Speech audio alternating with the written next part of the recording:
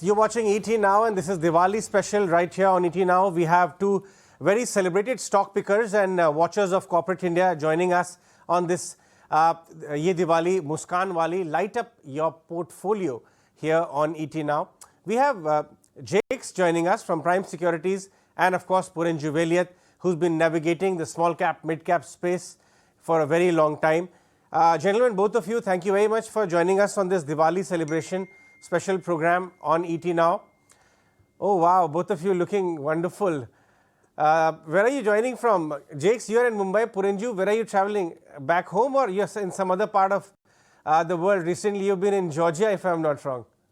Yeah, thank you, Ajay. I'm home. I'm in my office in Cochin. Yes. Okay. Nothing like celebrating Diwali at home. Jakes, you're in Mumbai?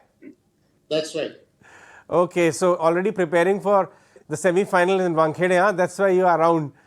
Okay, so because cricket is the season, the flavor of the season, and India is in great form. Let's start with you, Jakes. India is in great form not only on the cricket pitch, but also as far as markets are concerned. When you look at the the comparative landscape, all the economies are suffering, markets are not doing great, but we are barely under 5% from all-time high. Yes, we may not have done on the index front, but mid caps have been having Diwali cracker stocks for a longest period of time. This enthusiasm is justified, or are we seeing early phases of some froth building in select parts of the market? Jakes? I think we've seen froth build up in the small SME exchanges where IPOs have been going gangbusters, listing premiums have been large, and virtually every company which has gone there has been able to sail through. It's also been there in some of the small and mid-cap end of the market. So at least in the listed space, while we can talk about a space as a whole, but inevitably veterans like Porinju will tell you that we are able to dig out gems even in this market, even though markets in general, certain spaces may be overheated, but I'm sure that with his expertise and experience, he will be able to pull out a whole bunch of ideas. So I think it's a stock pickers market as far as the small and mid cap end is concerned. The IPOs we've got to be really careful of if you have to look at one space as a whole. So almost by corollary and by default, if you will, we are extremely bullish on being in the larger end of the markets. And from that point of view, I think there are a lot more buys in the larger end, and the large caps offer also a combination of liquidity, valuation comfort, and the overall theme that India is the destination of choice for so many people has never been more amplified than at this point in time. But I leave it to Porinju to sort of tell you what the space in the small and mid cap which he's looking at, because he's certainly a lot more experienced and a lot more eagle-eyed than many other people I know. There are ample opportunities in the large cap space too, which you find comfort in.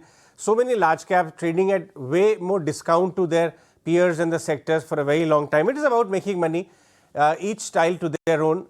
Porinju, how are you navigating small cap and mid caps? What's the broad construct you're approaching the market with right now? Yes, Ajay, this is something, we have gone through, historic 3 years of equity investing in India. The way investors have made money in the last 3 years since our COVID times. I think this is historic. No other 3 years, investors, especially, rather than traders, the investing community made money like this, ever in the history. So that way it is really historic, and I feel, in spite of such a big rally, in so many stocks, hundreds of stocks, especially in the mid and small caps, which have gone 10 times, 20, and some of them 50 times in the 3 years. And it's sustaining. So that kind of a sustained bull rally in the small and mid cap has never happened in the history. Even though we had huge volatility and, stocks going up by 30, 40 times and coming back to, zero levels. That was a different era. So this time, Overall, Indian market is very healthy. The trend is exciting. Even though, as Jakes was putting it, there could be fraud in some many stocks, small companies price being manipulated or managed by operators or promoters. There could be some SME stocks with a lot of fraud.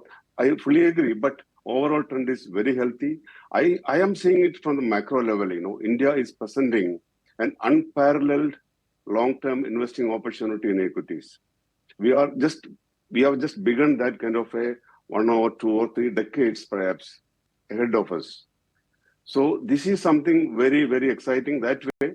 But now coming back to Samvat 2080, this next 1 year, it need not be very exciting for value investors because all of us know it's very rich valuations in general. So we have to go bottom up stock pickers or business pickers, very selective, looking at the future of these companies and the verticals they are operating in. And, it is that way it is exciting.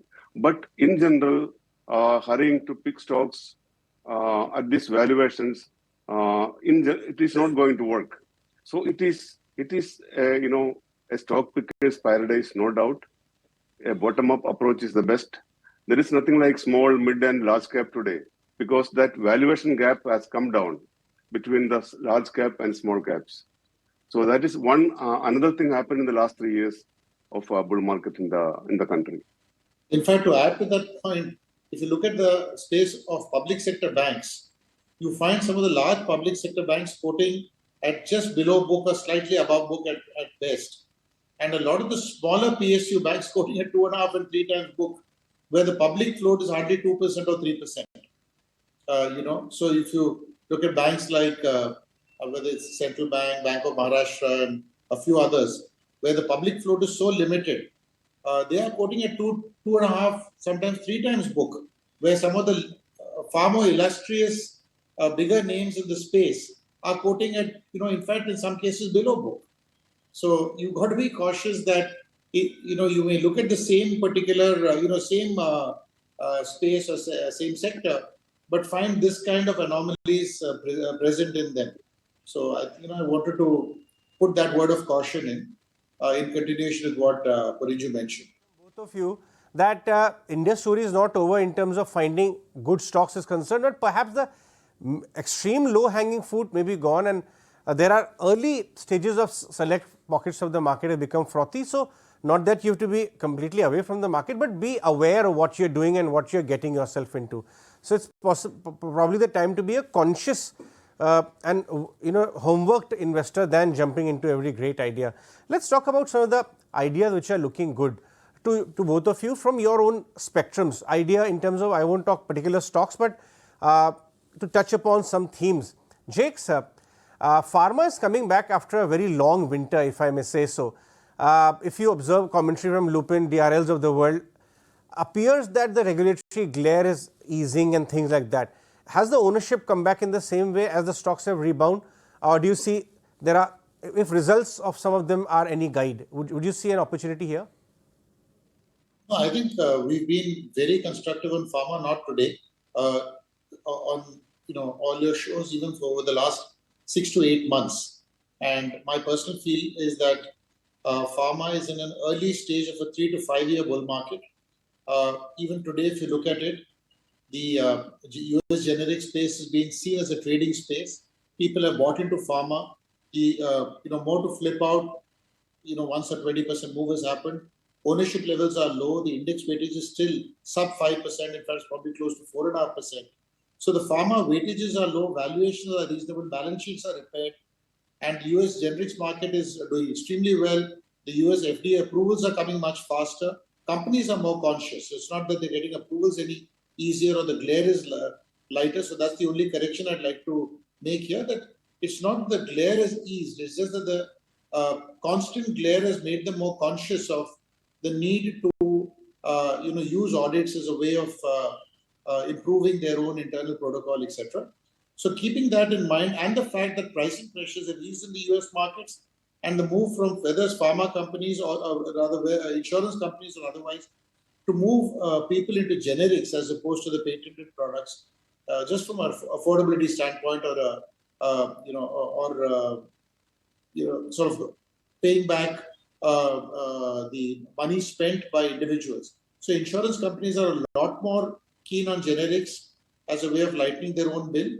And given all this, I think it's an early stage of a bull market.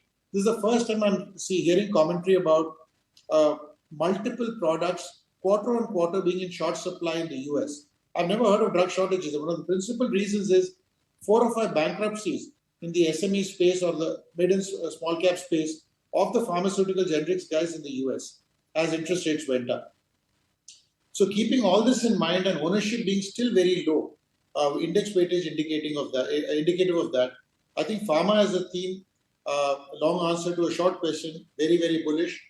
Individual names I don't want to talk about, but if you add to it the theme of PLI, which the Indian government has given for key inputs to be manufactured in India rather than depend on China, I think you're talking about an extremely strong, sustainable story.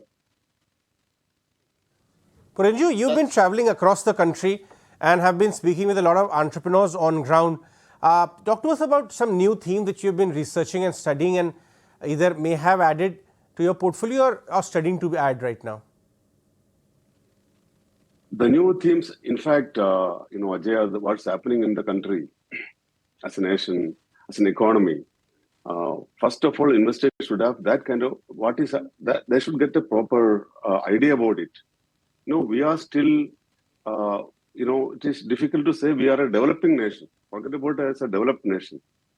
See, our economy is around $3.7 trillion in a $100 trillion global economy.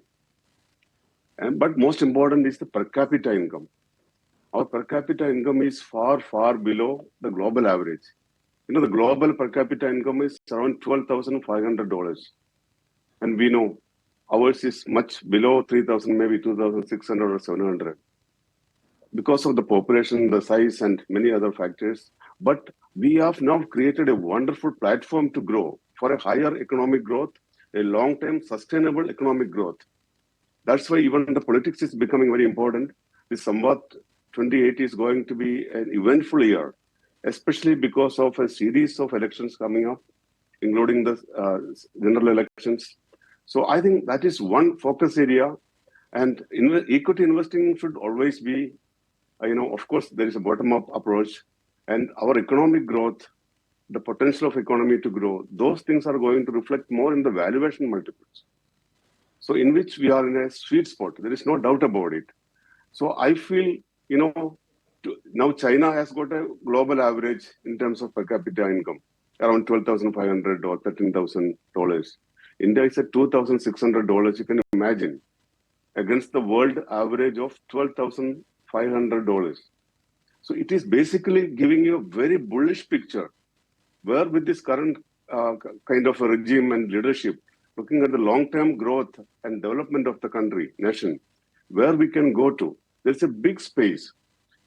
Even if we go to $5,000 and $6,000, $7,000 per capita income, India is a different story then. As Jakes was putting it, we are at the beginning of the India growth story.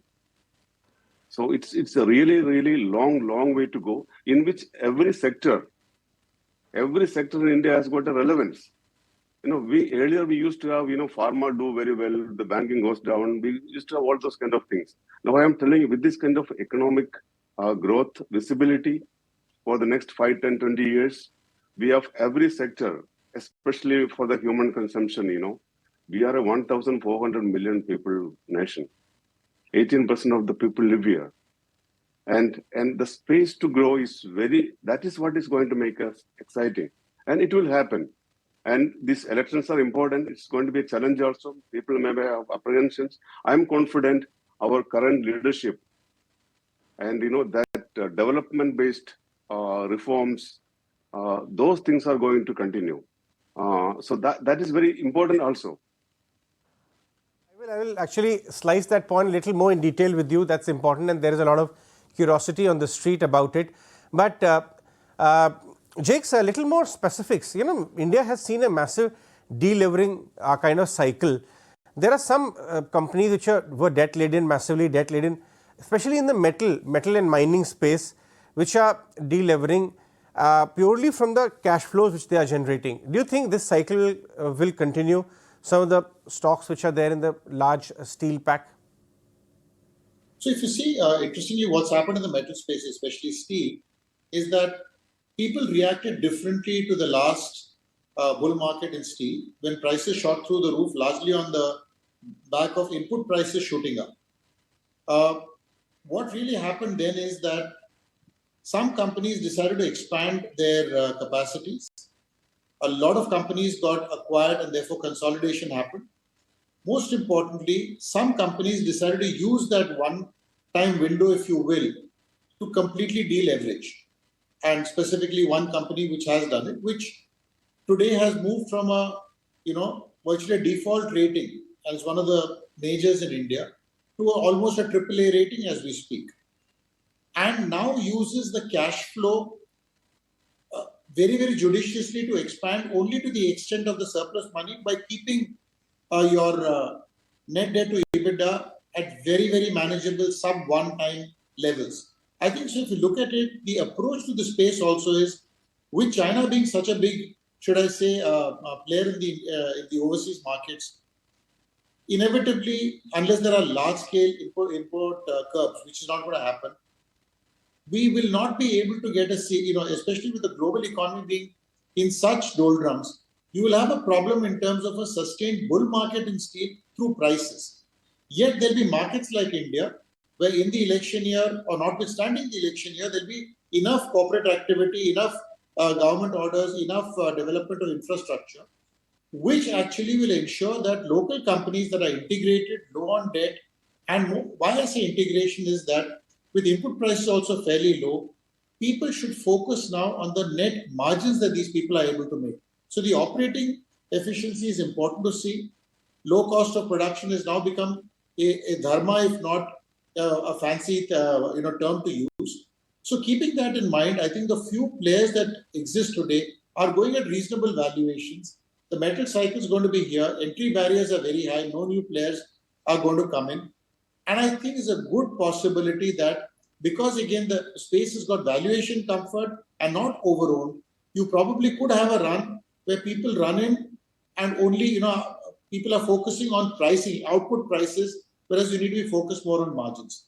So I think there's an interesting phase where stock pickers will look at margins, and that's the way they ought to look at it for a sector that I think will be replete with orders over the next several years. Sure, gentlemen, I request you to please stay back with us. We'll take a very quick, short break and we'll come back after these messages and talk more about how to approach this market, what are the important factors to watch out for if you're running your portfolio, and themes you can look at closely to bet on. With two gentlemen, Jakes and Porinju, will join us back after this very short break.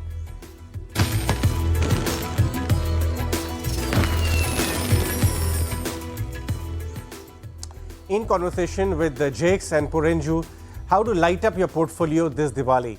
Jakes, the other space I'd like to speak to you about, which doesn't find mention these days in conversations, but was a pretty fancied sector once, was the media space. Barely few stocks survive on the exchanges. Some have a unique business model of not only a strong regional franchise, but also a sports play embedded in them. Does it make sense to look at these kind of plays in this market? Well, given that there are 3 or 4 media stocks, large and consolidated, I think it's quite clear what you're referring to. I think the point here is that I'd like to actually make a mention of the fact that the media space is not very different to my mind from the FMCG space. That the tastes change pretty often. Consumers are absolutely the king in this. Very price sensitive, competitive like hell. Most importantly, 3-4 large groups are dominant and are doing very well. But unlike the FMCG space, which goes at lofty multiples, the media space in India actually paradoxically has been going at very poor multiples. In fact, some of the cases in point could be as low as middling single to high single digits EV/EBITDA multiples, especially in balance sheets that are actually cash positive significantly, all the zero debt.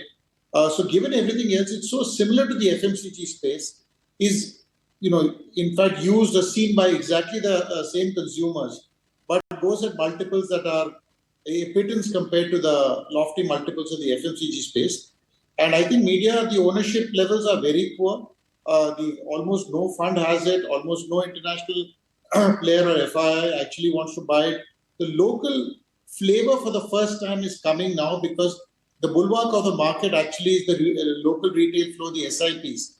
And there you see a number of these star fund managers who are now looking at spaces ground up, not necessarily going based on index weightages. So I think the media space could come into very strong focus, and even more so in an election year where I think the media watching habits become that much more pronounced. So that's a space that I really like, and one or two companies that are there, I think, merit a lot of attention. You did mention about political stability. That has been one of the hallmarks of this bull market because FIs love reforms and political stability. We've been a beneficiary of that for first 9 years of this government, and we would be facing a general election early next year and a host of state elections in the middle. I'm not saying it's a very big issue compared to long-term investing, but in the medium and near term, it does come about becoming an issue which can make flows jittery or investors nervous. How should one be analyzing this particular factor? Can it cause big moves in the market, and if they do, how should they be approached? Porinju clearly is more capable of answering. Porinju, this one is for you. Okay. See, Alex, I was reading some reports, and I think I had tweeted also that Jeffries was making some report.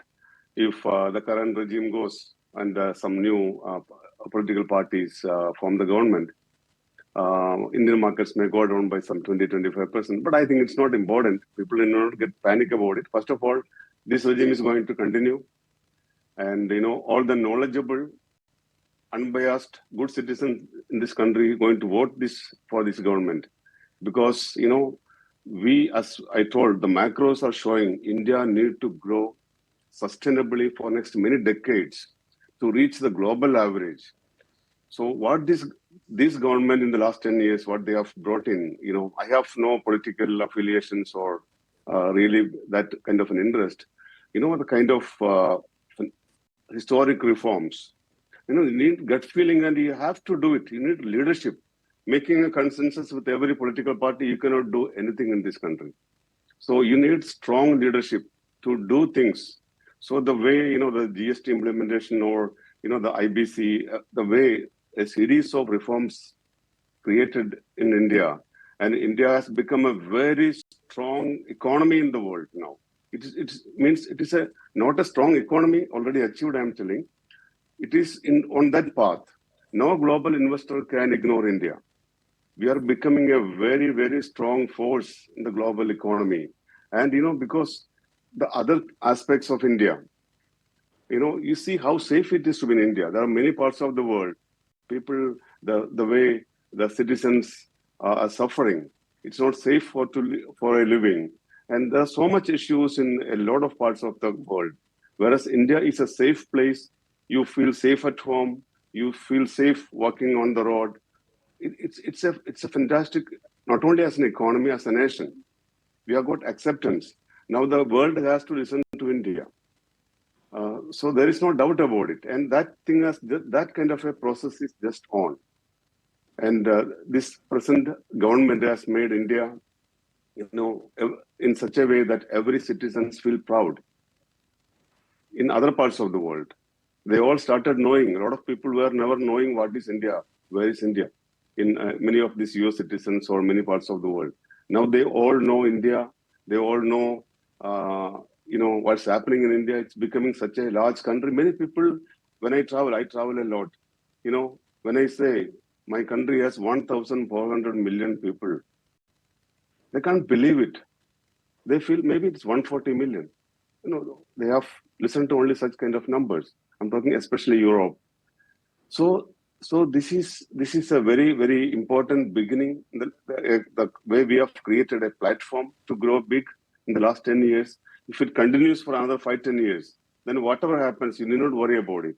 Any political party can come, take over and rule. We'll have our own systems and processes in place. Nobody can spoil the party.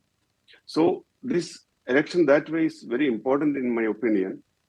But this regime will continue is what I am confident about, and my wish, so that it makes a huge impact for the long-term visibility for the equity investors in India. That's why it's more important. Fair And we point. are You're making a lucky very valid point, Porinju, that first of all, you see high probability of the regime continuity. And second, even if it does, the economic momentum of the country is so strong that every large dip should be bought, in your view, and you'll make money. Before we wind up, one quick view on small cap banks. Jakes, the small cap private banks, some of them got very, treatment which probably they didn't deserve, because things are changing on ground, the balance sheet, the management levels, and by the looks of it, some large conglomerates picking up a slice on the market, also giving a stamp of endorsement of the quality, isn't it? Well, without again talking specifically of what I think you may be speaking about, I think the reality is that bank valuations have come down, and some of the over-owned big banks, private sector banks, have seen large outflows. And when big FI outflows being the order of the day for as long as I can remember for the last few years, the over-owned stocks like the HDFCs of the world actually get impacted the most. And add to it has been the fact that there's been a merger in HDFC. So a lot of money coming out of the financial services space, while that's not the case, but there's a case of specific stocks seeing outflows. And that money has got moved to a lot of PSU banks. But in the process of money moving to the large PSU banks, I think the sector that's got ignored is maybe some of the smaller private sector banks. And you refer to one or two of them. And I think there is very interesting plays, because today I think portfolios are as technology driven as they've ever been. Collections, recoveries, RBI oversight, I think it's never been better. And while in most parts of the world, like in the US, because of interest rates, we are witnessing banks collapsing, regional banks. Here's actually a case where banks are becoming stronger, well taken care of on capital adequacy and other liquidity norms. So I'm quite bullish on the small private sector bank space, where some of the banks are available at less than one-time book. And I think they merit a lot of deep dive and understanding of what's going on. With the kind of quality of transcripts and investor calls and presentations achieved these days, I think investors just don't have to look for anything. They can, literally do research or depend on people who do research to come out with recommendations of any kind. And especially in banks, I think the levels of disclosure and the quality of presentations that I've seen in some of the smaller banks have been absolutely outstanding. Outstanding. Jakes, Porinju, gentlemen, thank you very much for sharing your thoughts on how the portfolio should be built or even impact on market. And though there were no specific stocks discussed, I'd like to just take a disclosure from both of you that whatever you're speaking, you may have vested interest in them, just for for the sake of disclosures. And thank you very much, both of you, joining us on the show today.